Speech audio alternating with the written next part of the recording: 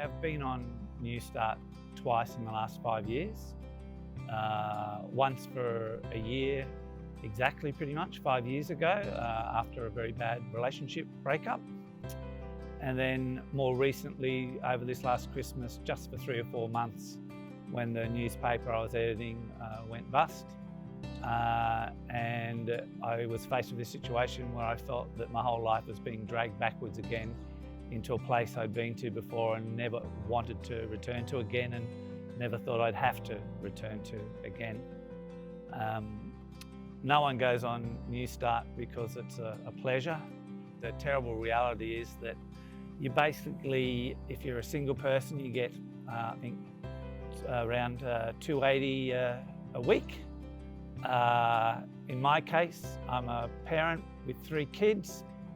With a housing bonus included in my allowance, I got $695 a fortnight.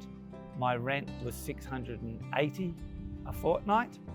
That means I had $15 a fortnight to live on apart from rent.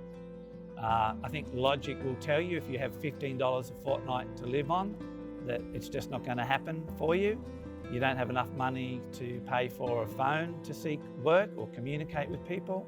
You don't have enough money for food. You don't have enough money for clothes. You don't have enough money to pay your bills. You certainly don't have enough money to be helping your kids out in any way whatsoever. You don't have enough money for any personal dignity or any shred of something that might appear to be like that. Essentially, you become a dysfunctional human being. I think basically within 3 months of being unemployed, you're in a position where you're unable to comply because you don't have the resources at your disposal to comply with the job providers and any job start type scheme. So the whole system really pushes you into a state of breakdown. I mean, this is the sort of bizarre thing about the whole system, this idea that it's about helping you find a job, it's about pushing you to find a job, but of course you don't have the resources to even step outside the door. And these kind of absurd sort of claims from politicians, well then move to a place where there's work. You can't afford to get up the road, you can't afford to catch a train. How the hell are you going to afford the cost of a move? You are immobilised, you are a person in deep poverty, and the poverty traps you. People would have a little bit more food to eat. People could afford to get a bus or a train where they need to go.